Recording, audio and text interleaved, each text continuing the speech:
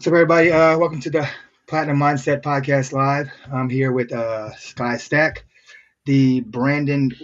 I call you the king of branding, personal Yes, sir. branding. That's me. What's going on today? I'm doing well, man. How are you? Good. Good.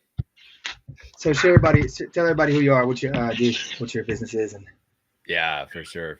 My name's Sky. That is my actual name. I didn't I do was it about for. to. I wanted to ask you that. That's the first thing I was going to Yeah. ask you. Yep. No, that's my real name. Sky Stack is my real name. What's funny is I'm adopted, so Sky was given to me by my birth parents, my adopted family. Their last name was Stack, so no one could have created it besides just God himself, I guess, to create such a cool name because we got linked up in that way.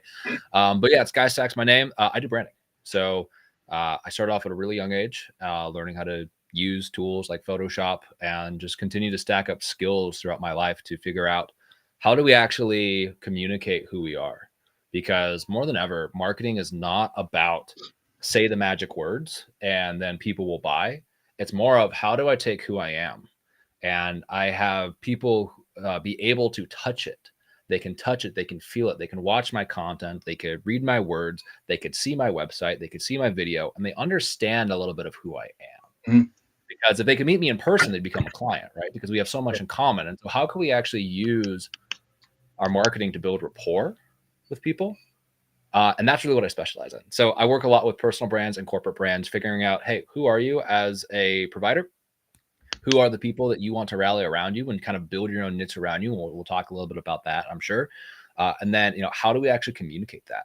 From the very, very small things like the fonts and the colors that I, started learning years and years ago to the very, very big things like the offer mechanics, the messaging, the promotion cycles, because it's all connected, just like microeconomics connects into macroeconomics, micro branding connects into macro branding. And so in a nutshell, man, that's what I do. That's so crazy. Like the smallest thing, like the font and the color, and it's crazy because I want to put some Yeah. colors on my website. It's like because I like that highlighter, like yellow color, and everyone's like, no, can't use that color. There's ways to use it, man, for sure. And like, especially with personal brands, like you should choose things that you like. Like everything in my personal brand, I like. I like ripped up denim jackets, and I like old motorcycle fonts, and I like the color yellow. And like, so there's things that I like, right? And if it's my personal brand, the worst thing I could do is try to listen to what other people would say. Now, should you pair a steak with a glass of white wine? Should you have a glass of red wine with salmon? Probably not. So like there are some lines you don't want to cross, but like, dude, if you like highlighter yellow, man, sure, who makes this microphone, who is like one of the biggest brands in the world when it comes to audio, their colors are the same highlighter yellow, highlighter green, and black. And it works really well for them. So don't let people tell you. You just got to have the right person who can take that and be able to like package and pair it well, if that makes sense. Yeah, I mean, I've pretty much been. Let's see, I learned how to make a website, did it myself. I learned how to do it. It's like starting out, you got to do everything yourself. It's like, yes, sir. Yeah, I'm gonna be a marketer. I'm gonna be a freaking website designer. Yep. You gotta do it, and and you can get so lost, like where a lot of people get lost, is they just don't have the clarity to do that. Yeah, and they're like, hey, I know my website needs to be good, but like, well, what is my colors? What are my messages? When you're a coach, right? Like I was a coach before ever was kind of doing what I'm doing now. And I kind of did a little thing on the side as I was going through college and as I was in my first corporate marketing job. And I remember changing the name of what I did. I was a men's coach, and then I was a purpose coach, and then I was a this coach, and then I was a that coach. And it was just like, what the hell am I? And I had such a hard time defining myself in that way, but I had a killer time actually building the brand. It wasn't that great of a coach either, but I was really good at the content and the branding. And so when it came later for me to step into this space, I'd experienced what it's like to be in the shoes of a lot of beginners. We were like, hey, I got this skill set. I can help you with your mindset. I could help you with hypnosis. We do NLP. We could do this. We could do personality types. We could do like, there's so many modalities and things that people hold. It's like, well, how do I define myself? And then how the hell do I put that into a website? And do I even have the language, the building blocks? Cause like, you ask my daughter, she's 10, she loves Legos. You ask her to build a house, you hand her all the building blocks to build that Lego house. She can make something amazing because she knows what pieces are and they're shaped in the right way. And, she can pick the colors out. But if you don't have those building blocks to build your own business and you're saying, should it be yellow? Should it be blue? Should it be green? Like you just waste so much time and create so much doubt. yes. And then that's 100%. doubting yourself too. You're like, oh shit, my brand looks like terrible. And now it's like, am I terrible as a coach? I'm pretty sure I'm good as a coach. And why does my website look so bad? So it's this whole thing where you have your authority being reflected back to you through your brand. And it's one of the cool things that when I work with people, whether they're like very, very, starting out to like some of the best, is when you have killer branding that connects with you, that creates authority, that is energizes you. It opens your vision up, number one, because you see yourself in a different light. And number two, it actually makes it a lot easier to do the things you're already doing, like marketing or sales calls, DMs, things like that, because you're actually being able to look into that digital mirror, look into that reflection of who you are online and be like, damn, I'm proud of that person. That's a good person on the other side. That's a good coach. That's someone who's going somewhere. Mm-hmm. And it creates this level of confidence that so many people, they try to mindset away, they try to NLP away, they try to do all these different things, right? And all of those things have value. And I work with plenty of mindset coaches and things like that inside my branding work. But the funny thing is that even though they've all gone through these breakthroughs and transformations and retreats and things like that, and they can't get to that next level, the second they get that brand in place, they just take off, because it was actually the one missing component that they didn't have that reflection pointing back at them. Mm-hmm. We get that on board, man, they take off. So yeah, really excited to be here. We just hopped right in, didn't we? I just jumped right like on. Mine, I switched my logo. I switched this, switched that, switched that. Now I kind of got the logo that I like, but it's like, it's not all about the logo, but yeah, it's just, I want my website to be more interactive and stuff, but it seems like somebody said, oh, it's too wordy. It's this, it's that. It's like, I'm okay. So I copy out somebody else's. I look at somebody else kind of do a little bit. It's like, oh, it don't look good. I done changed it like 12 times. Yeah. Yeah. And it really, I mean, wordy, not wordy. Websites are interesting. We could spend hours just talking about what to do with personal brand websites. Mm-hmm. But the biggest goal for you and for anyone listening is, what is the bare minimum I need on the website to be able to pass the "is this guy legit" test? Yeah. If I look up you, Michael, and I go to your website and I look at the website, is like, hey, this guy's legit, right? Like my website is light years behind the websites I build for clients. I'm kind of the mechanic with a broken car right now with some parts of my brand. We all kind of are if we're running a B2B business. But that to be said, it has the bare minimum on there where people go to it and like, okay, this guy's legit, right?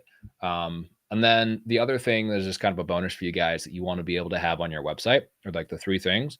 Does it pass a legit check?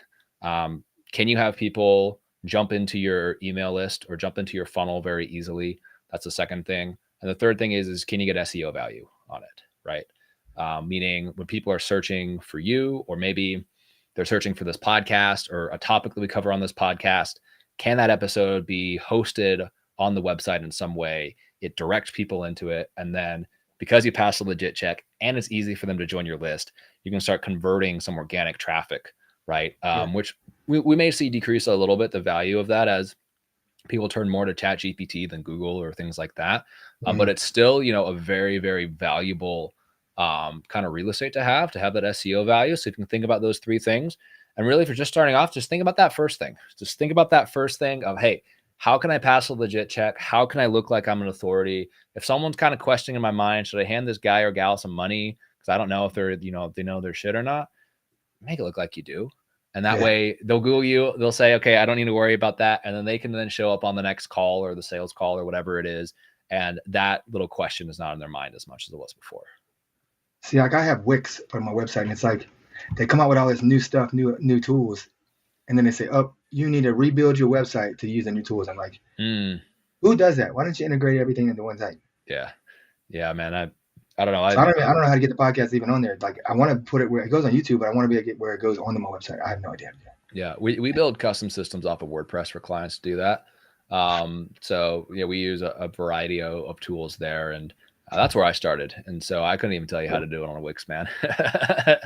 WordPress and ClickFunnels OG for sure. I know, it was making a flicker. There was a white blanket behind me. Yeah, gotcha. Cool.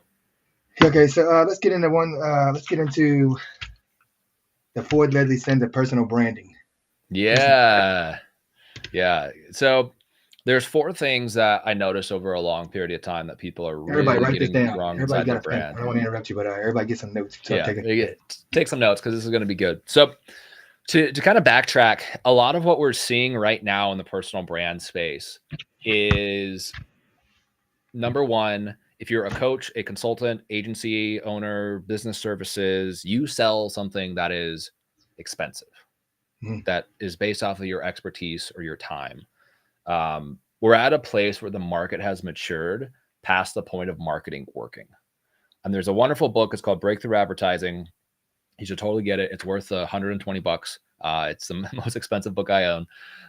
And what it basically says is that as a market matures, there's more people selling, more people buying, they start getting a little bit more jaded, right? And maybe you've been this way, Michael, where you've bought from a coach before or a program that didn't deliver. And now the next time someone's trying to sell you something, you're like, I don't know, man. I got had last time, right? Twice. So twice, right? We all have them. I have them. Like, we all got them. It's nothing to complain about. It's part of the game. Yeah. But that to say, what it actually does is it makes people more skeptical in the market. And we've gotten to the point inside of, again, I'll just call it the expert space, which is if you're a coach, a consultant, agency owner, business services, speaker, author, that's why I hate that word coach. Coach. Change my name, Coach, because it's like these gurus are giving it a bad name. Yeah, right. So gurus are giving it a bad name. And so it's like, all right, well, because so many gurus and other people have given it a bad name, people don't trust when you tell them a claim, meaning I can help you make $10K a month online. We're only working 2 hours a week, right? They don't trust unique mechanisms anymore either, which is like, I can teach you how to do it using a Facebook group. It's like, bro, everyone's used Facebook groups before, and they don't quite work like they used to a few years ago. I would know because I ran one of the best Facebook groups on the platform from 2023 to 2024. Now we're rethinking how that group is entirely used, and we kind of talk a little bit about that more later too. But the big thing is once people get jaded of everything, the only thing that they will actually buy from is brand. Meaning, before I even listen to you, I need to relate to you. I need to look up to you. I need to feel like you're a brother to me or you're a sister to me. I need to feel like, hey, you speak my language, right? Could be both. Right? Never know. But that to say, with all this, personal brand has become really important. And most people have been reaching back in time to an outdated framework called the attractive character, which this is from Russell Brunson, ClickFunnels family. They're here in Boise with me. Love those guys. But this framework's a little bit outdated. It was amazing and revolutionary at its time. But the attractive character basically says, I'm going to pretend to be somebody that I am not. I'm going to put together a character that is attractive, what I think is, to the people who I want to work with. And have you ever seen someone whose brand just feels like it's kind of bullshit?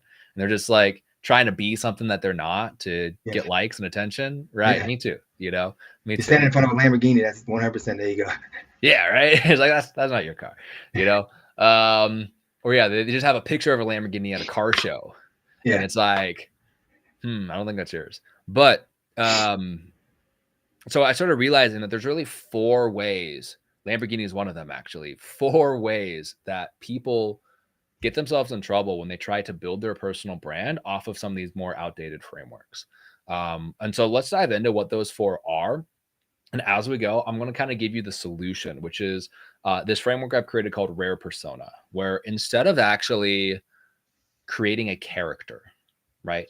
What we're actually doing is we're bringing out a persona. And if you look at the word persona in the Greek, what it actually means is it means an amplifier. I'm Greek. When the Greeks used to, you're Greek. I figured with the name. When the Greeks were inside of the amphitheaters doing plays, they would wear these masks called personas. But the reason for the mask wasn't to be the character necessarily. It was because it had a megaphone inside. So if I was playing, let's say, Oedipus, I'd have an Oedipus mask with a megaphone inside of it to amplify that out. And so the word persona is for that mask. And so what the Rare Persona does is it amplifies the things that people would actually care about you, to actually like you and actually want to become a client of yours. And it fixes the 4 things that are broken with the old way of doing personal brands and brings us kind of into this new era. And so, yeah, let's dive in. If you want to rock off, and we'll dive into these 4 deadly sins. Yeah. Let's go. Cool, man. All right. So first deadly sin of personal branding is building a brand off of somebody else. We kind of talked a little bit about this at the beginning, right? But one of the big mistakes that I see is I see coaches look at, I'll just say coaches, but you can be an agency owner, expert. This applies to all of you. I see experts look at who is big in their field and be like, I need that. Hey, Alex Hormozi, he has this font and these colors. He's doing really well. I got to do the same thing, right? Where I really saw this and still kind of see this, not as much anymore, but when I got into this space, everyone was copying traffic and funnels. Everyone was copying the black branding. They had, clients and community, clients and content, clients and this, traffic and that. Like everyone was copying that same kind of branding because they didn't know any different, right? What the rare persona and the brands of 2025 and beyond do is they don't brand to the niche of what they think the niche wants. They don't brand to the gurus of what, they think made the gurus successful. They actually brand to themselves, right? So instead of saying, hey, I need to be like Alex Hormozi in order to be successful, it's like, hey, I actually need to build my brand off of Michael Economides, right? To be able to bring out more of me. Because what actually made Hormozi or Tony Robbins or Taylor Welch or, fill in the blank, whoever, the gurus are or the people who you look up to are, the leaders inside of this space, what they actually did is they went all in on themselves. And they recognized that the value of their brand came from inside of them, not from something they could copy from someone else. Yeah. So losers copy someone else's brand. Winners build their brands off themselves. Does that make sense? You're a loser if you copy somebody else. Yeah, for sure. And hey, we've all been a loser at one point or another. Me too, right? Not nowadays, no losers. Everybody's a winner nowadays. Everybody gets paid. Everyone's winning, right? So that gets into our second point, which is the second big lie of personal brands is that you need to be telling people how good you are. Tell. Hey, look at me in my Lamborghini, right? Look at me in my cars. Look at me in my Stripe screenshot. Look at me and my this. Look at me as my that, right? And like, it's just noise. You just scroll past it. You're like, whatever, dude. And if you are the type who are impressed by it, think about what types of clients would really be impressed by you standing next to a Lamborghini. I have clients who are far more successful than I am. The common thing that they all say, no matter what, when they got their wealth is, hey, I bought my car. I had my Lamborghini. I had my McLaren. I had my whatever. It was cool for like a year and then I sold it. Like not even the wealthy guys are impressed by your Lamborghini. So like you think about it, like if you want a bunch of like really broke 18 to 22-year-old guys inside your offer, put your Lamborghini on your posts, right? I mean, I had a Lamborghini posted when I was like 8 years old on my wall, like a kid. I respect the brand, right? And who knows, maybe when I hit my my exit or my gold rush or whatever, maybe I'll have my own Lamborghini for a year and then get tired of it. I don't know. I've been seeing a video. Those things they pull apart now. They're all plastic. They like a freaking driving a Chevrolet. Yeah, I've heard things too. But that to say, we're getting out of the era of telling people what to do, right? Of telling people what to do. What we're actually in the era of showing people. Yeah. Right. And there's a couple of ways of doing this, but the best way to do it is through what I have coined SAS or subconscious authority signals. Meaning instead of telling people how great I am, right? Let me show them how I have leadership in my life. Because this thing that we're actually buying when we buy from an expert is like, yes, we're buying a result. We're buying a result from our coach. We're buying a result from our agency, a result from our consultant.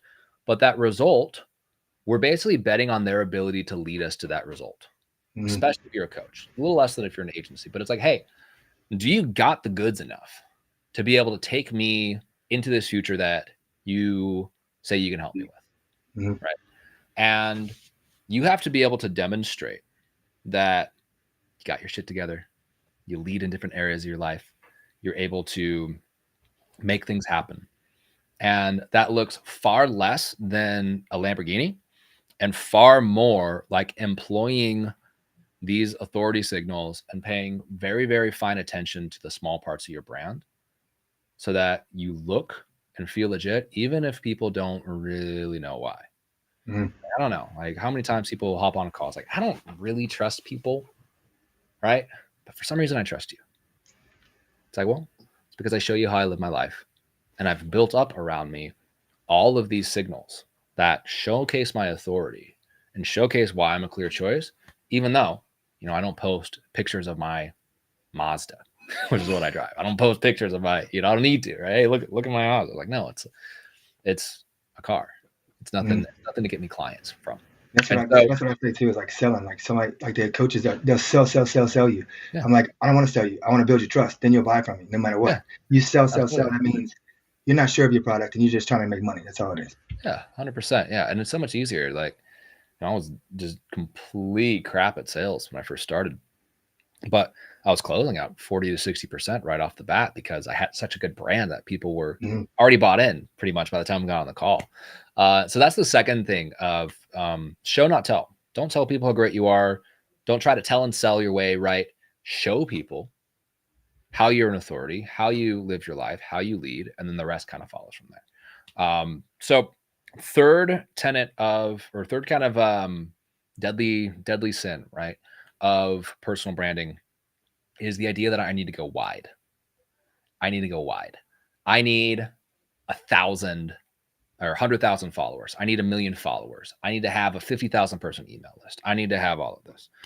I have clients who sell 50K offers regularly who you've never heard of. They have 3,000 followers on Instagram. Mm-hmm. I have clients who have done 6-figure launches who have 4,000 followers on Instagram and 2,000 Facebook friends. But what they have that the people who are wide don't is they have depth. The average Instagram influencer or social media influencer, they just did a study, they take home around $56,000 a year. How much? $56,000 a year. That's like poverty. Yeah, that's just barely above. Actually, maybe barely below, because I think average wage in the U.S. is around $74,000. So it's below average of what an adult in the United States is making. And it's definitely not 10K months like everyone thinks it is. And so that to be said, wide doesn't work, but deep really works. And instead of trying to get 1 million followers, what you should be focusing on if you want to actually build a brand is how can I take people on a journey from start to finish to get them to where they want to go? How much of an expert do I need to be? And this is what we see a lot with coaches right now is, a few years ago, you could get away with not really knowing anything, but starting a program about it and trying to teach people how to do it. And you could make a ton of money. Like, hey, I'll teach you how to sell over DMs. Like, dude, you could crush it with that offer a few years ago. But, if you don't actually know your stuff, or you just like read a few books or asked ChatGPT, how do I coach this? Or how do I do this? And then you try doing it, you're not going to be able to make that sustainable these days. But someone like you or someone like me who, gosh, I've been building brands now, I say for 12 years. That's when I started freelancing, but I've been doing this my entire life at this point, pretty much. That's someone like me, I step toe to toe with someone who just heard about personal brand this year, and the depth of our content, the depth of our offers, the places we can take clients is wildly different. Wildly different. All right, question before you go too much further now.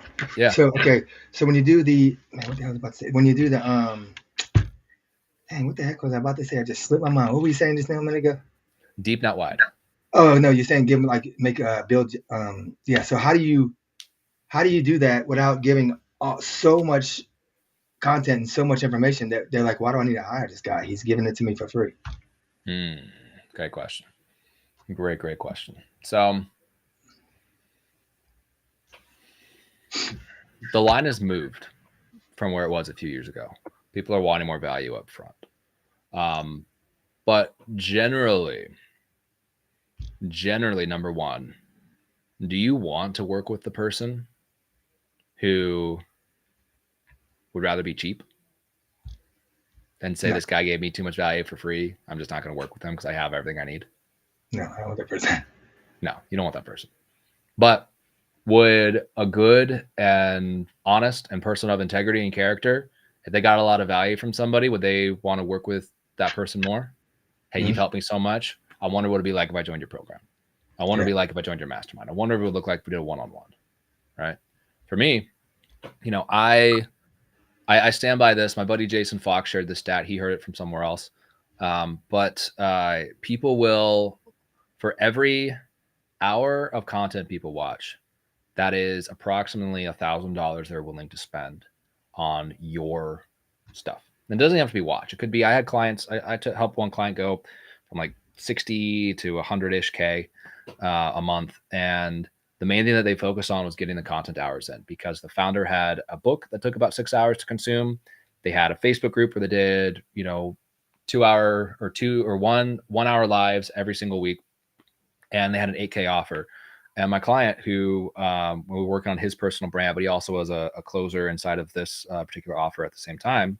He's like, what you said about my brand is so true. Because when I talk to anyone inside of our Facebook group who has read the book, which took them 6 hours, they've attended 2 lives, I have like a 90% close rate with those people because they spent that time, right? So if you are like, hey, I have a 3K offer for people to work with me, or a 10K offer, or it kind of, when you get up to the point of like, hey, we're doing like 30 and 50K offers. Biggest offer I ever sold was 185K for myself.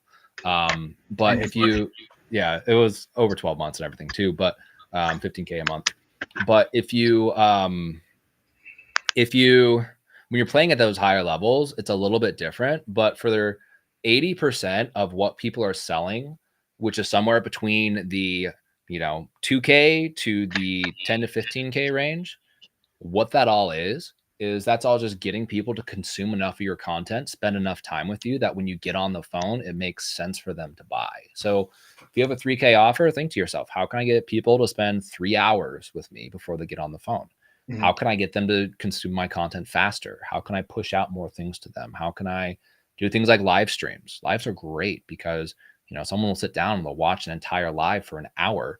And, you might have been able to say what you said in the live in like 20 minutes on, or 3 paragraphs. You on be like Facebook a TikTok post, person, sit there for 12 hours at a time and do nothing. Yeah, for sure. That's really hard to do. And so that's why you see so many people like, hey, let me post my TikTok, my Instagram, but I'll have a lead magnet to get them on my email list, because that's where I can actually spend time with them. And so if you think about it, and we're seeing this being a lot more common, like I'm not recommending anyone just be like a one channel person that's like, hey, get your Facebook in order, get your LinkedIn in order, get your email list in order, send everyone everywhere, and have them continue in all these little places, racking up hours, so that by the time you get on the call, you're able to make that transition, and you're able to bring them in as a client. And so, yeah, definitely don't be afraid to give away value. And the biggest thing too is they're like, man, I don't want to give away the secrets. It's like, well, what's more important? Is the secrets more important? Do you trust in the fact that you have secret knowledge, or do you trust in the fact that you have a calling? Do you trust in the fact that you have favor in your life? Do you trust in the fact that you give away? Yeah, right. Do you give away all this? Will you have good ideas tomorrow? My notes are full of all of these marketing ideas that I'm just not able to get to right now. And I get new ones every single day of how to make brands bigger, how to sign clients faster, we put these into practice and they work. And so if you're too worried about giving away the information because you're not going to get any, well, maybe you should give away some so that you can fill up with more. Anyway. Good answer. That's it. I like that. Cool. Because you had some people like, "What? I don't know. I just give value. That's fine." But you see someone that don't give too much value, you're giving it away. I'm like, well, how are you going to build this? How is this person going to trust you? Yeah. If you don't give them anything, nobody's going anywhere. Nobody's going to go anywhere if you don't give them something. I had someone say that, and then they booked a sales call with me. Like, I think you're giving away too much value. Let's get on a sales call. It's like, what? No. What you are trained to believe about marketing and your actual behavior are not lining up, because you were telling me I have a belief about marketing that you shouldn't be giving away value, but your behavior is, I saw that value you're giving and I want to become a client. I love to listen to what people are actually doing versus what they say they're doing or what they think they should be doing, because that's what's actually, people's talk doesn't. You can't take that to the bank, but you can I take think the their. biggest thing is too is people guarantee. Like I'm like, how? That's what I put on that post over there. It's like if anybody's guaranteeing you that they're going to change you, then I got some property for sale with ocean front on Mars. You can buy from me Yeah, because for sure. I can't guarantee. Only thing I'm gonna guarantee you is I'm gonna do my best and I give you the best I can, and you're gonna pay me. Yeah. That's it. Yeah. Yeah, that's what I say. It's like, well, what can you guarantee? It's like, well, I guarantee that at the end of this, you'll have a brand. It'll be a pretty good one. We'll make it for you. You'll pay us for it. That is a guarantee. But people who are winners, they don't want to fall back on a guarantee, right? When you're hiring a salesperson, they ask, "What's the base?" That's like immediately throw them out, right? Like anyone in sales, you never ask about the base. You never ask what's guaranteed. Winners focus on the upside. Hey, my commission cap. Oh, there's none. Awesome. How much do if I want to hit P Club, how much do I need to close to hit P Club? Like what does that look like to be in the top % of this company? Cool. And then I'll go out there and do it. I was on this Tony Robbins thing, and just somebody posted in the group, says, my husband is so mad at me right now because this is the 12th thing I've went to, and he said it's a waste of my money. Yes, it is, because you think some magic wand's gonna come out and go poof, Tony Robbins is gonna put his hands on you, you're gonna be cured. This ain't no Benny Hinn where he gives you hair on top of your head because he touched you. It's like, yeah, I mean, that's 12 times you're gonna keep going, and you just keep hoping and wishing. You got to put the work in. Got to put the work in. Hopefully one day. I know for me, there was a lot of investment I did in my personal growth, and then there was this one point where it all came together. Didn't come together for years, but then all then kind of clicked. So that's the third thing: giving value. Be deep, not wide. It is far better for you to be able to solve 1,000 problems for one kind of client than to solve one problem for 1,000 different clients. Right. And so if you niche down and say, for instance, one of my clients who's very deep, not wide, he's in the home services business. And he himself was a window washer, went from a trailer park out to, being able to have this amazing offers and masterminds and podcasts. He's incredible. What he's able to do for someone, if you have a gutter business and you come to him and he teaches you how to get your time back and how to make more money at the same time, he's untouchable. Nobody can compete with him on cleaners, gutters, carpets, anything like the tile. Like no one can beat him. But it's not this super sexy, let me talk to everybody kind of offer. Because, most people, if you're honest, if you're in business, a lot of people look down on service businesses. Like, oh, you're a window washer? Like, man, did you just like not have any other talents in life? Kind of a thing, right? Like, it's not a cool, sexy business like AI, but it pays great money, And so that to say, because he has niched himself down so much in that, and he used where he came from, which is he came from, hey, I'm just a window washer with a dream. Now he's this incredible entrepreneur who's very successful, beautiful family, everything like that. Like, because he's been able to do that, he now has the ability to command some very high prices for people when they get into his programs, if they want to work one-on-one with him. And he has the ability to do it because he's walked that very deep path.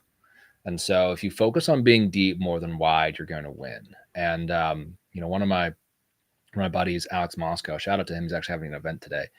A thing that he said that I can't get off of my mind is that, we're in the loyalty economy much more than the attention economy these days. Right. And so how do you not just get buyers, but how do you continue to solve problems for them long-term? How do you walk with them and have them want to walk with you, so that if you have a client, it's not like you do your 3-month transformation and then they're gone. It's like, no, they're working with you for 5 years. Yeah, that's where you want to be. That's what I'm building right now. I'm building I want to do like 10, 15, and that's it in the group, and just long term. Just keep building leadership, confidence, mindset. 100%. That's how it goes. So cool. So that's the third tenet, is to go deep, not wide. So we got, brand to yourself, not others. We got go deep, not wide. Tell, not show. And the fourth thing that is just so crucially important, and I can't stress really how important this is.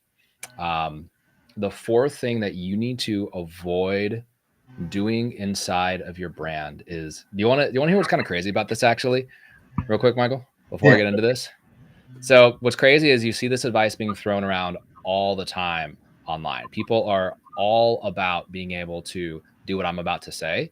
And it blows my mind how many people are not actually doing this. And what it actually is it's not trying to be authentic. Authenticity is an absolute lie that is created by feel good self development people to sell books at Target. It doesn't actually exist. Are you a different person? And do you drink coffee in the mornings? You like a caffeine guy? Not really. Not really? Okay, cool. If I caught you in traffic versus catching you on this podcast now, are there two different sides of Michael there? No. I mean, there is two sides of Michael. Yes, there's probably like 5 sides of Michael, but no, traffic. Right, 5. You could maybe 17 in a day, depending on, hey, close the client, sales call didn't go well, this happened, that happened, didn't have my coffee, someone was using my machines at the gym. Like, we're like 17 different people in the day. And so what do? When that couple is working in on the Smith machine, the only Smith machine you have in the gym, and they're taking 90 minutes to use it when you just need to get in 1 set or 2 sets and get out, is that the kind of energy you're going to bring to be a leader online? Or are you going to bring something else? Right. And so people use the word authenticity because they think it's being authentic is what they want. And we only use the term being authentic usually to justify bad behavior, right? Someone's being just a complete asshole and they know it.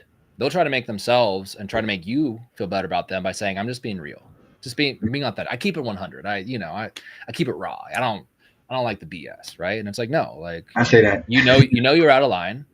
I know you were out of line, and now you're trying to smooth it over by just saying, well, at least I'm not fake, right? That's not true. Yeah. What we're actually looking for with authenticity when we say those words is really 2 things. The first one is just genuineness, right? Which, if you're branding from yourself and not from others, then you're going to have genuineness. You're absolutely going to have genuineness. But the second thing that you're going to have, and the second thing that you really, really want to have come through, is you want to have congruence. All right. And you're in the personal development world. You know what congruence is, but people listening might not have heard that since high school geometry. And what congruent means that things are the same, even if they're not connected. Right.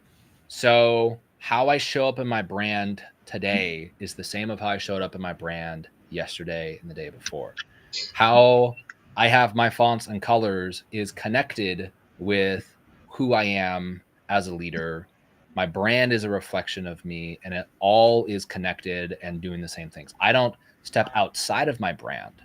And if I do, I very quickly correct, and I kind of come back to that. And so this is what do you mean by branding. Step outside my brand. I'll give you a great example. So when I first launched my personal brand, I had I don't take photos of myself. Like, I have headshots that I have done, but I didn't take a lot of photos of myself. I take a little bit more photos of myself for my fiance. She does when we're out and about. She's actually been like, hey, let me be your photographer because I just think you're so hot and no one's going to make you look better than me. And so we've been thinking about having her be I don't want her. I took her out of the workplace and she's stay at home now, but that might be fun. But anyway, I posted this photo of me, like one of the few photos I had, and I got a message from someone a mentor who I really respect, who was like, hey, do you really want to be putting this photo out there? And I'm like, what do you mean? He's like, well, it was during COVID. He's like, you look like you're day drinking. I had a glass of whiskey in my hand. You look like you're day drinking. You look emaciated. I don't know the last time you went to the gym. Like, this is not a good look for you, man. Do you see what I'm saying? And I'm like, oh, you're right. You're right. So I took it down. It was not in line with my brand. And so what I always recommend for people is that your brand is not who you are right now. Your brand is who you're going to be in 5 years. So you Matthew McConaughey has that really famous quote, right? Who is my hero? Well, I guess it's me in 5 years, right? When you brand to your future self, you have that as your congruence point. What you're actually doing is you're not being an imposter. right? You're not being like, man, me in 5 years has a Lamborghini, so let me go rent a Lamborghini and post that out. No. But you're using that vision to hold yourself accountable in a public setting to who you want to be, Yeah, true. right? If me in Now, 5 years doesn't complain about politics because they have better things to do, then me right now shouldn't be doing that in my brand, right? If me in 5 years has, high quality marketing materials, I got a kick ass website, good camera, good lighting, good all this. Well, I should probably start doing that sooner than later, right? And I don't have to go out and drop a bunch of money on a bunch of stuff right away, but let me at least create a plan and get started on being able to get there. And when you assemble the brand for who you're going to be in 5 years, and you do that now, what actually happens is you get there faster and you more guarantee that you're going to get there. Because it's not just, reading from a piece of paper, I will be a millionaire by this, or whatever. What it actually is it's creating the external commitment, and it's creating as well the external reflection that I'm able to become who I want to become, that I'm able to see that I can touch, taste, feel who that person is going to be. And then you can step into that and you can pull from that power of being that person, because you probably already know the energy that person carries. The certainty that person has in the voice, the things they have in their life. And if you can, as cheesy as it sounds in self-development, right? If you could be that now, then you just speed up the process of that being an energy that you have to, things that you have in your life, power that you wield in your life, resources and dominion, and all the things that you want, you can get. But you'll never get there if you're showing up in your brand as whatever emotions are going through you right now, or you keep delaying, hey, I'm not going to invest in my brand seriously until I get to XYZ point. Because what that's actually saying is that I don't value who I am right now. And I don't only value the packaging, only value the polish, value putting myself out there once I have reached X mark, right? And you'll probably never do that because you're not feeding that loop of self-respect. I respect myself now, so I want to make sure I'm respectfully presented. All right, question. You do that. You invest in that, even if it's something small. Hey, I bought a new microphone today. I cleaned my office. Right? I built this backdrop when I had no clients. It was in the beginning of losing my first agency and building what I do now. And it was over the holidays and the family. We just started hanging up panels and putting it together. And I was like, cool, this is for a reason. I know. But I didn't really make a ton of sense right then to be going out and buying all the materials and putting it all together, but it paid off. So it's about getting that process started. And when you start seeing yourself as someone you respect, when you look in that digital mirror, instead of, yeah, I'm a coach or I'm a online business owner, it kind of feels real, it kind of doesn't. You really make it feel real and you like what you see, then all of these good things are happening inside your life and your business. It's crazy. All right. So what do you do? Okay. One good question on that part. So what does somebody like say, it takes money to make money, obviously. Yep. But okay, so that's the craziest. To me, that's just the saying is just retarded because, okay, if it takes money to make money, but you got no money, does that mean you're never gonna make money? So how do you get rid of that roadblock of you need to get to making money, but it's like the money's not there. So how do you move forward? Yeah, great question. Great question. So all of this is about identifying constraints. Like, what's the constraint on you being able to actually make money? Right. So, with a lot of clients, the constraint could be lots of different things. I have people who have been in my pipeline for 3 years who need help. Their biggest constraint is they think everything else is someone else's fault. The reason my business sucks is because of this client. The reason my this sucks is because of this. That is their constraint. I can't help them with that. Right. But if you're able to properly identify your constraint, then you're able to move forward and to make money. And as someone who lost his first business and had to rebuild back against the wall, up from zero, bottom to top, we did $0 of sales in January of 2023 and then $32K in February. So, I mean, really coming off the backboard and hitting it hard. Teach me. It's about identifying, what are the actual constraints here? And there's a lot more that you guys can be doing than you realize, especially if you don't have results yet. Results are a funny thing because they are less important than most people think. You need to be giving results to your clients, but if you don't have results to market, when I came into this space, I didn't have a bunch of coaches I had worked with before that I've done this exact branding thing with and gotten these exact results. I have them now. But when I started, I had a perspective. I had a point of view. In 2023, I could tell people in 2025, everyone's going to be talking about personal brand. Here's why. And lo and behold, we're here, right? It's the buzzword of the year. And so that to say, like, if you can have perspective or you can get perspective, right? A result that you put in your content could be, I read 39 books on personal development. Here's the 5 things they all have in common, right? And you can actually create that momentum inside your content instead of pretending like you have it all figured out already. You have these fake client results that aren't there. Yeah. So it really comes from properly identifying the constraint. And one of the biggest constraints that'll sneak up on you that you don't realize you have until you get there is, for a lot of people, unless you are like a eat somebody else's lunch closer who you just love to win, and you don't care what cards are against you, or you don't care how it looks. You're just going to get in there and get the job done, which is usually people who become sales trainers are this way, or people who are very, very high close rate closers are this way. Most entrepreneurs aren't this way. Andy Elliott. Yeah, maybe don't like Andy Elliott, right? Yeah, maybe. The thing you're going to run up against as a constraint is that you don't like your brand enough for it to get bigger. Mm-hmm. You don't want to hand out your business cards because you don't like how they look. You're not actually connected. I was on a phone call with a gentleman recently, and he shared, I want to blow up my business. I want to be doing X amount per month. He actually posted this. He made a post about it and tagged me in it after the call happened. But I basically turned to him. I was like, dude, like, you said that this business, he does agency services. It's like the name of your agency, you just like came up with out of nowhere one day.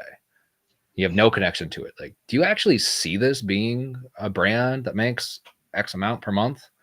Like, do you want it to be there? Is it worthy of it? And he's like, oh, no, it's not. I'm like, cool. That's why you're not there. If you are secretly ashamed of being out in the public because you don't have your house in order in those ways, then that shame is going to sabotage. Mm-hmm. It's going to create a limiter on how far and how fast you can grow your business. And again, this is where a lot of mindset people have come to me, and people who've been in the Tony Robbins world, people who have done the NLP, people who have have the modalities and are able to practice it. And just what they're not able to get through is they're not able to get through the fact that it's not what's inside of them that's causing the ceiling.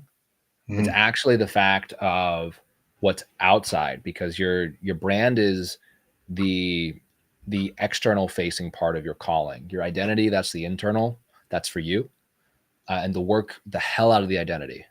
Do all this identity work, with beliefs and affirmations and values. What if you love your brand and like what if you love it, but it doesn't really connect with anybody? Yeah. What if it doesn't connect with anybody? Like what if you love, like you love the way, like I say I called it something like, all right, I'm Greek, I'm gonna call it Greeks or whatever. But it's like, okay, what is Greek? So you got food, what you got? Yeah. So there's always a Venn diagram. There's always a Venn diagram between me, who I am, who the client is, and like we try to play in the middle here. Bad example of a Venn diagram, hard to do with your hands, easier to draw on a whiteboard. The thing is that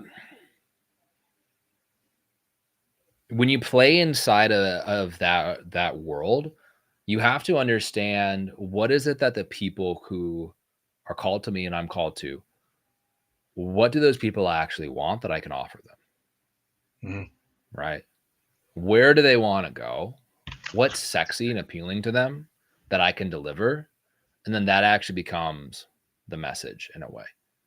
There's always two parts to the message. There's the listener and then the messenger, right? And so for the listener, someone who's a coach, let's say, what's like the biggest transformation that you drive for people, Michael? The biggest transformation, let's see, I guess it's all in one thing, because you're going to transform your mind and your body all at the same time. So you're going to build your confidence, because you're going to get it all at the same time. Cool. You can't have one without the other. You can't have a mindset without, and you be a fat ass looking in the mirror and be disgusted. Internal and external. Yeah, I'm on a cut cycle. I've stayed big while dropping 10 pounds, and I mean, how confident I feel now versus when I had the same amount of muscle and I was 185 instead of I'm a 173 today. How you maintain? What's that? How you maintaining that? How you keeping the same weight and getting lean? Oh, not the same weight. Okay. The same size. Same size. Yeah. Same size. That's pretty talented. Yeah, man. Not talented. But with that to say, like, no, that'd be insane. But that to say, like, it's insane. It's okay. So you deliver internal and external confidence, right? You get both at the same time. And like, what makes you uniquely qualified for that? Everything that you've done in your life has prepared you to be able to deliver that confidence to people. Why? Because I proved that mindset can actually save your life. It can save mine. What's on your mind? What you tell your mind is exactly what your mind does. Yeah, cool. So you have saved your life. So you probably have a really touching story, right? A painful story for you, right? But touching for other people. I mean, I'd say painful, but I didn't even think twice about it.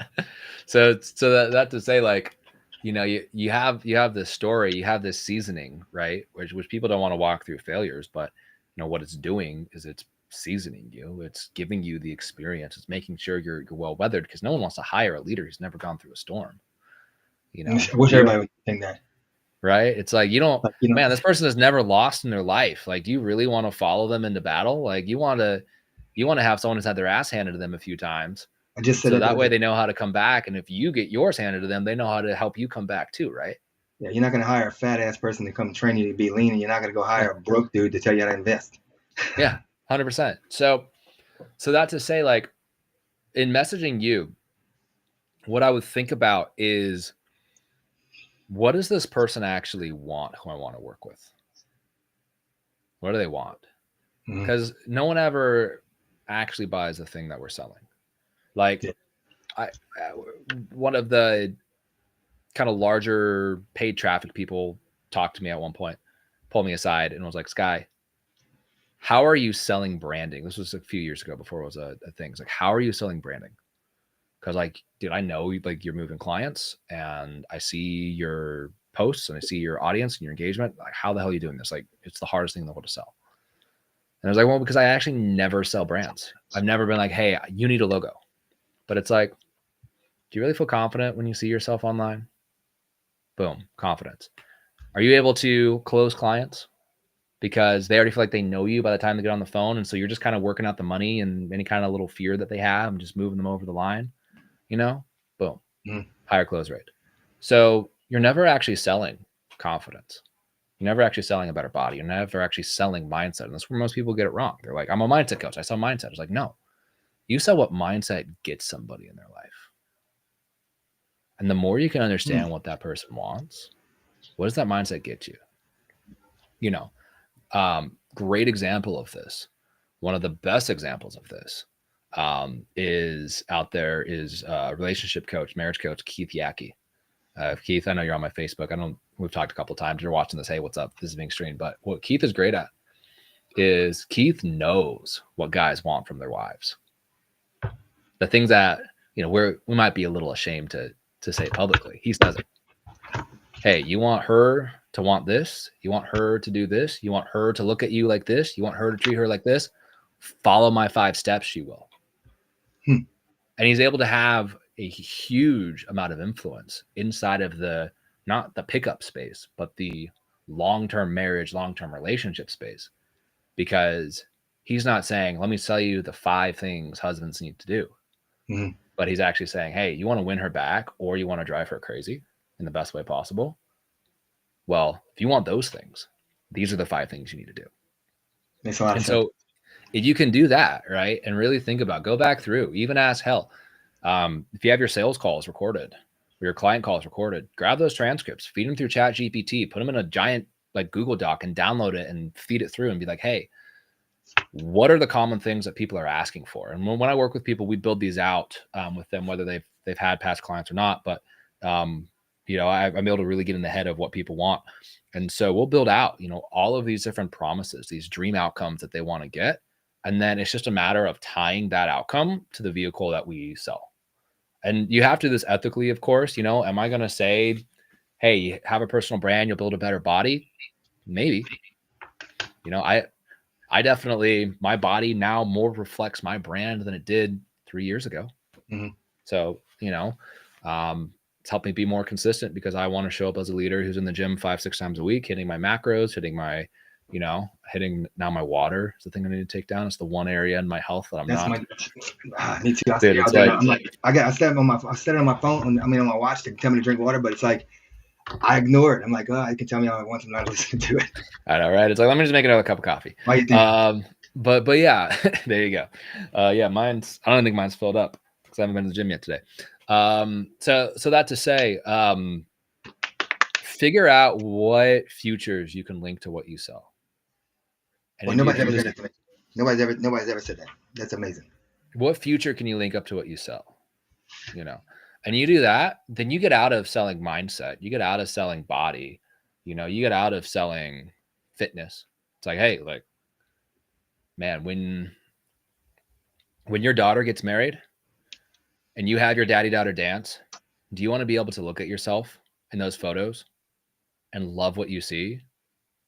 Or that moment, which is the last moment that she is actually yours. I'm a girl dad. I have a 10-year-old daughter. The last moment that is only yours before she is now her husband's and you are handing her off to him, are you going to want to tuck that photo away and never look at it again because you don't want to look at the bulge you got or the muffin top or the this or the that? I thought something say, do you want to get rid of that belly, be able to see that you're a man? Yeah. I can get you that. Yeah. When's the last time you look down and you're like, oh, there it is, All right. So there's a lot that you can do there.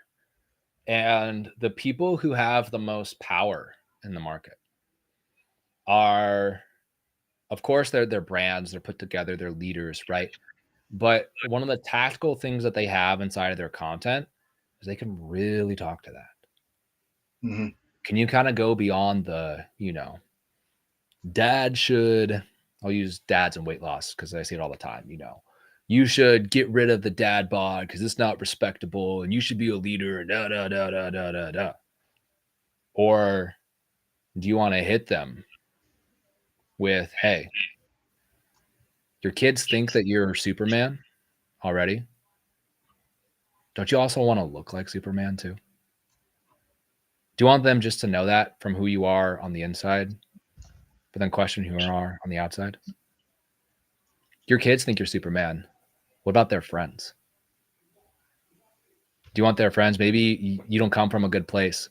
You want to be an example to your kids. That's why you work so hard on doing this. But what kind of an example are you setting for them in their health? Are you being the kind of guy that you hope your sons are?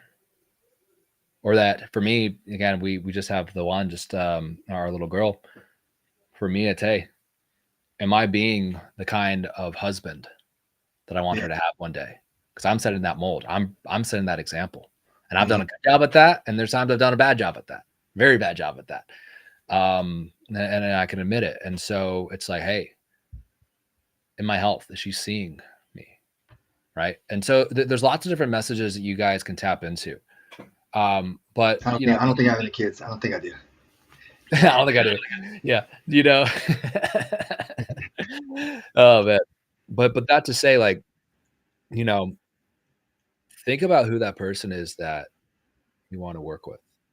And if you don't know what's happening inside their lives, like, meet with them, get on the phone with them, say, hey, I'll tell you a little bit about mindset or XYZ if you tell me a little bit of what's going on, and have a little interview kind of like this, right? You can get some fact finding and figure it out. Mhm. or, you know, ask ChatGPT, or there's a million different things you could do these days to find customer research.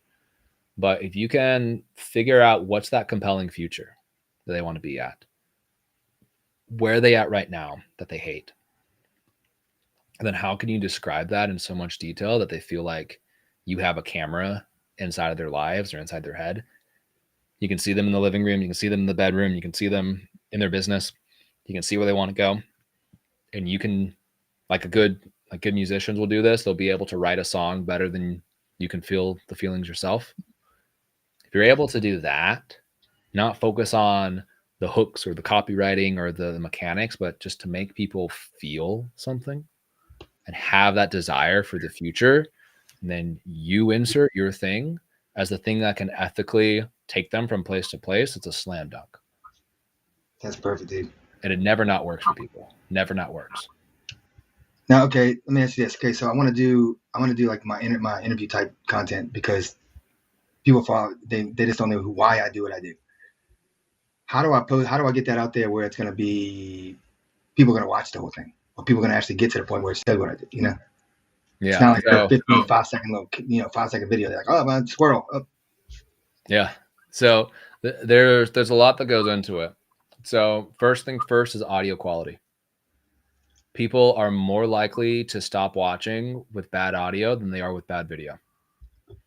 So for me, again, it didn't really make sense. But at the time, went out and got the same microphone Joe Rogan and all these podcasters use. It's not cheap.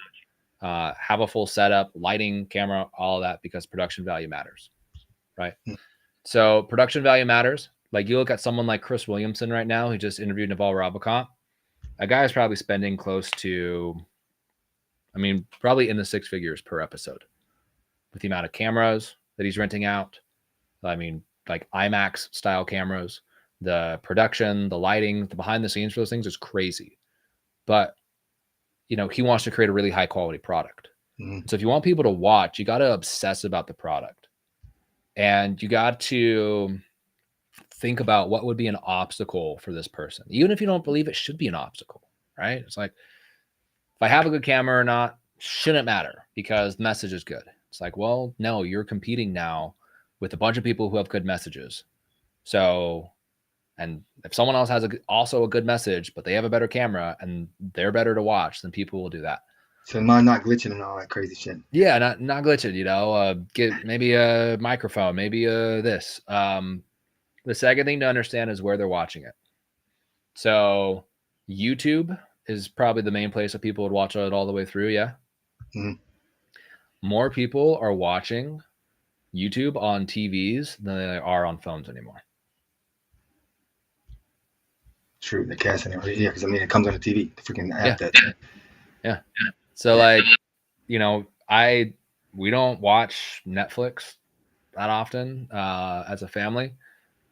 It's not like we just sit down. I'm not a TV guy anyway, but yeah, there's probably at any given point in time, if someone else was home with me, there's probably YouTube on a TV somewhere in our house because, you know, we love learning, we love growth and all that. And so, yeah, there's always some podcast, always some video, always some person training. So understanding where you're being watched.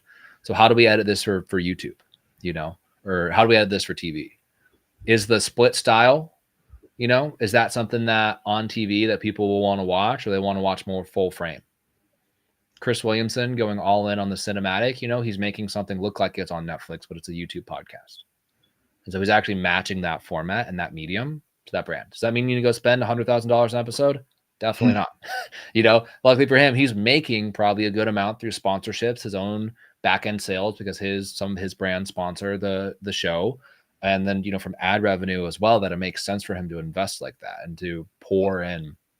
And it's a really common thing with YouTube creators is they usually never touch their ad revenue. They just pour it back into the business. So, hey, I made $3,000 off of YouTube ad revenue this month on my channel. I've been looking at a $3,000 camera. I'm going to go use those funds to buy it. And they just reinvest. Mr. Beast himself is broke because this is what he does. He has almost every dollar reinvested. Yeah, game shows cost him a lot of money. Yeah, game show costs a lot of money. Like everything he does, he just puts back in. He's like, people are shocked to hear how actually broke I am because I'm just fueling it back into the business. So that's the second thing. is to, pay attention to that. And then the third thing is, is to iterate and to figure out what keeps people's attention for longer. The data at the end of the day is going to be the thing that works for you. And so, hey, when we tried this kind of when we did a trailer for the podcast, maybe we do this live thing. 'Cause I like the live. I have Facebook pulled up on the other side of my screen here, and I see people engaging on there and everything like that. That's cool.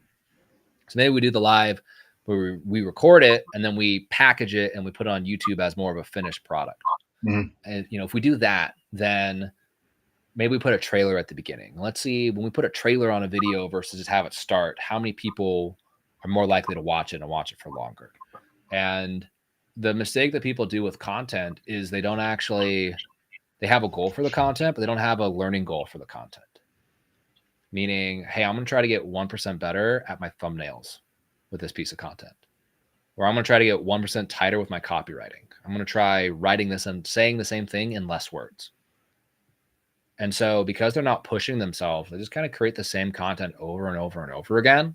And then they throw up their hands in the air and they're like, hey, I tried the whole post 2 times a day thing, right? But it didn't work for me. It's kind of like a guy at the gym who he's been doing the same workout for 5 years at the same weight, the same motions. He's just, doing his 10-pound dumbbell curls. He's never moved up in weight. He's never tried something different. He's like, I don't get it. Going to the gym 5 days a week doesn't work. I've been doing this for 5 years. Haven't changed anything. It's not working for me. It's like, bro, like you got to change things up. Like what you're doing. You got to change things up every 5-6 weeks because your body gets used to it that fast. Like you got to always be growing. And so many people, they just do that. They just like shit out content and they do it consistently. And then they wonder why it doesn't work. It's like, well, because you're not actually getting better at it and trying to get better at it. So the fourth thing, because you're trying to get people to listen to the end so then you can pitch. Is that kind of what I hear? I mean, not just have a pitch, but I mean, just so that way everybody can once they hear a story, they're gonna. I mean, then I have 100% got them. Yeah. So the fourth thing is to actually not even think about retention at all. To think about how you just get more people to consume your story. Mm-hmm.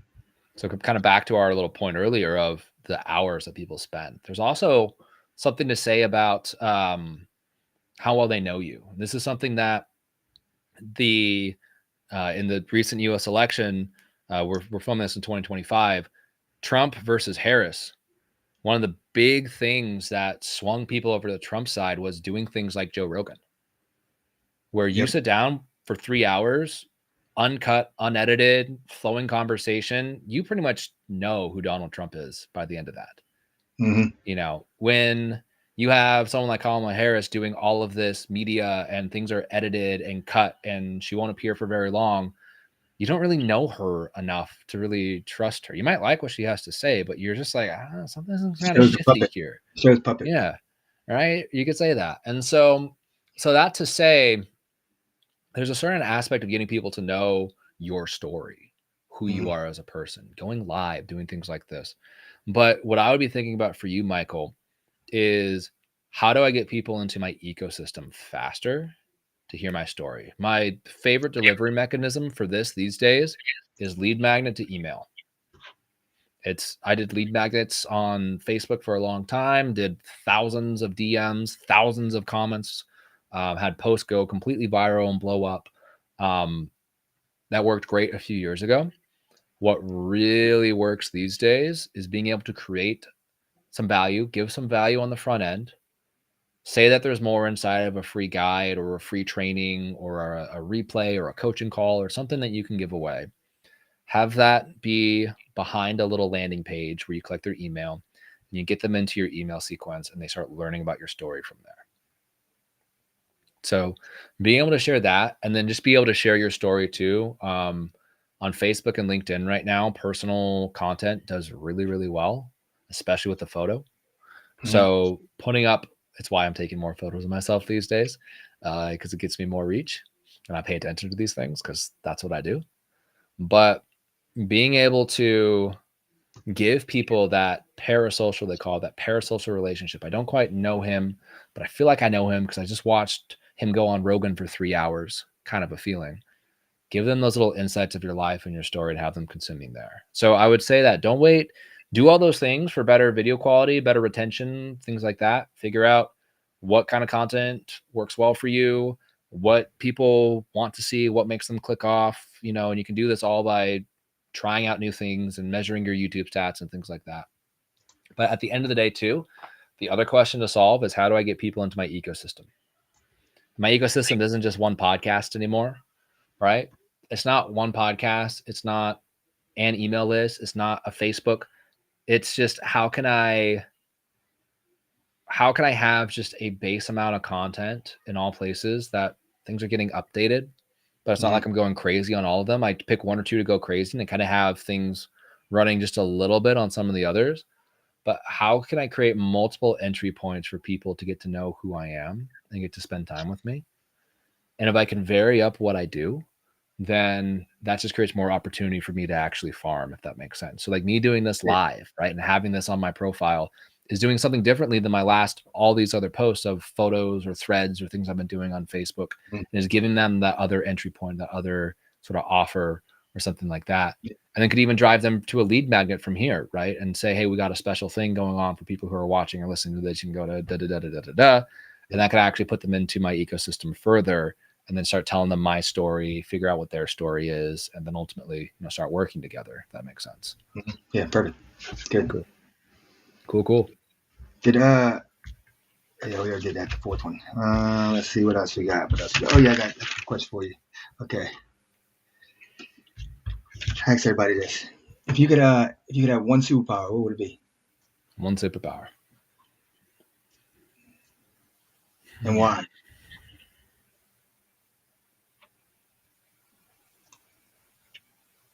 Oh man, Emma would know who this one is. Who's the man? There's one X-Men.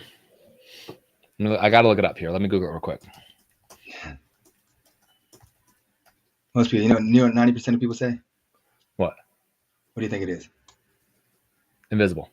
I want to fly. I'm like, dude, they got a plane. They got Delta Airlines. You can go right there and fly. I mean, flying would be cool. I actually like Strong Guy from X-Men. He has the ability to absorb. When he gets hit, he gets stronger. He absorbs kinetic energy. So I do believe that being anti-fragile is one of the best things you can be. What's that? What happens if he gets shot? That's kinetic energy. He gets stronger. True. So whether that be, physically, like the more things hit me, the stronger I get. Something like that. I'd be the beast right now. Golly. Just taking life by the horns. But yeah, that one would be pretty cool. Mine would be to tell the future. Tell the future? Yeah. I'd be on the news like, guy wins Powerball 33 times in a row. Like, look, you can investigate it all you want. Yeah, I bought the numbers outright. That's funny. Cool. All right, and then what's your biggest win? Business, life, whatever. Man, I got so much. I have a beautiful family. I got great relationships in my life. But I'd say that my biggest win is being able to wake up every day knowing who I am, knowing whose I am, knowing that I'm here to create a great impact, and that I'm being the kind of person I need to be in this moment to do that. Am I perfect? No. Do I make mistakes? All the time. But to know that more times than not, I'm getting this thing right, to be able to bear the calling that I have and be able to help the people who I need to help, it's incredible. That's pretty good. Yeah. And then, I made money and helped other people make money and been on stage and all this other stuff. But that's like, you can have all that, but if you don't actually feel like you're being who you need to be in this moment, it means nothing. That's a damn good one. That's probably the best one I've ever heard. Okay, so how can people get in touch with you, and how can they get to you. Yeah. Should we do the thing that we talked about earlier and put together a little bit of a link for them? Yeah. Yeah, cool. Let's do it. And if you're watching live, just comment down below where you're seeing this, because I'm actually gonna have to go create this after we get off. And so just comment below and we'll make sure we get this to you. But if you're watching this on replay, go to skykstack.com. That's SKYKSTACK.com/Coach Michael, all one word. And we'll be getting you everything we talked about today about how do you actually build a brand, how do you use authority signals, how do you package your content and put this all together. I have all these guides I'm going to put together in a bundle especially for you that you can download for free if you just go to that address again. Again, that's skykstack.com/Coach Michael, and then you can get connected with me all from there. Sounds good. Y'all heard that? Write it down. If you want to get some good value. Awesome, man. You brought the most value out of anybody. All right, everybody. Today was a great podcast, and until next time, I'll talk to you later, Sky. Don't click off though.